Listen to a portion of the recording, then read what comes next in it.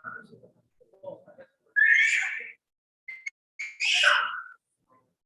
الله الرحمن الرحيم. الحمد لله خالق السماوات والأرض. الحمد لله مولج الليل في النهار ومولج النهار في الليل. الحمد لله منجي المتقين. الحمد لله قاهر الجبارين. الحمد لله القائل في كتابه بعد أعوذ بالله من الشيطان الرجيم. بسم الله الرحمن الرحيم.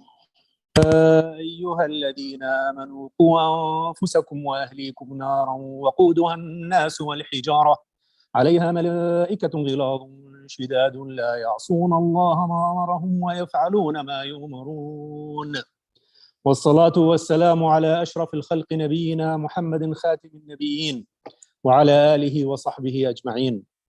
رب اشرح لي صدري ويسر لي أمري واحلل عقدة من لساني يفقهوا قولي. أما بعد. Our topic today is, inshallah, about the incident that happened in Oaklawn about 10 days ago. So a young man, a youth in Oaklawn, Muslim, he was driving his car. The police ordered him to stop. He stopped and he fled the car and the police started chasing him. And it was captured, the incident was captured on the phone and was shared all over the media. When they have full control of him, they continue beating him on his head and on his face, continuously beating him while he is in control. They're sitting on top of him and they're hitting him. So this is the extra brutality that the police used. This is not the first time. And this is not going to be the last time. This is not the first time that happens to Muslims. This is not going to be the last time that's happening to Muslims. Inshallah, it will be the last time. But given the system that this way going will not be the last time. It happened to minority, to other what the so-called minorities in this society, which I have preservation on when it comes to the word minorities. It happens and it happened in the past, and everyone knows about that.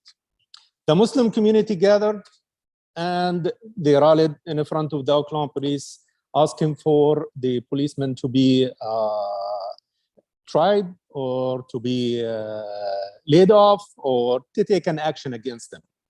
And the young man was in the hospital for some days. Now, that young man ended up to be on drugs.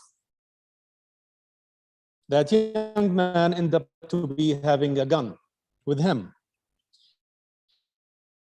So when we start looking at this situation now, stop his car, raise your hands, surrender yourself, and then he flee. What do you expect the police gonna do? They're gonna chase him until they catch him. And when they catch him and handcuff him, that's it. They should take him to the system, to the court. You should not be continuously beating him. So that's the brutality of the police that everyone is talking about. And that should stop. But this is a systematic issue that is not stopping.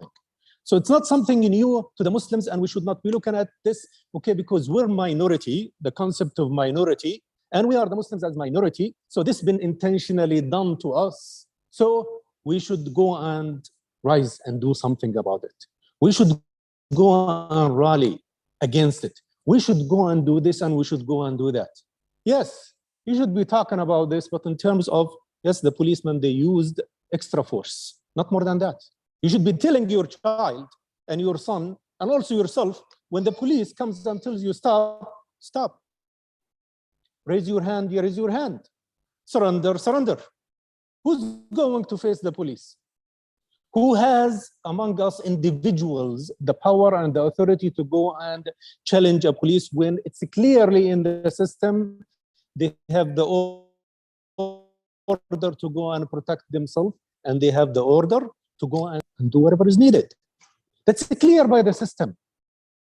This is how the system is designed. This is the rules. But let's look at this and see for us, what led us to this situation? What led this young man and others like him forget the concept of minority here. This happens to anyone. And this could happen to anyone. The one who, like us, the Muslims, we ourselves as minority. That Allah subhanahu wa ta'ala gave it to us. The way of life, the system of Islam, that should be taking the people out of darkness to light. That's how we should be thinking. We have the best way of life.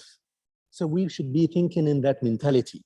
We should not be thinking that here I am a minority and the system has been abusing that. Should not be thinking that way. I should be thinking and looking at what did I do as a Muslim?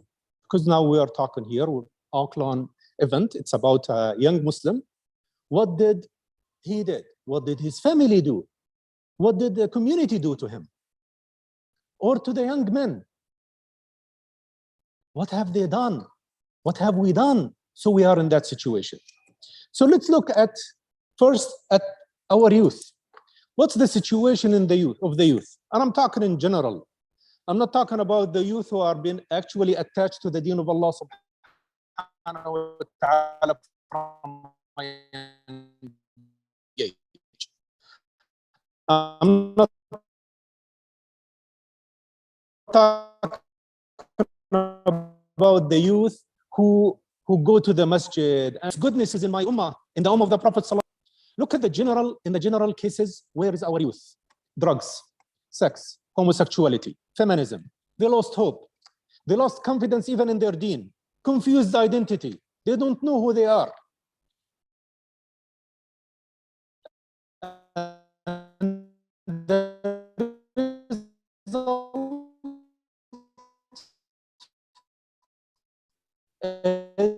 is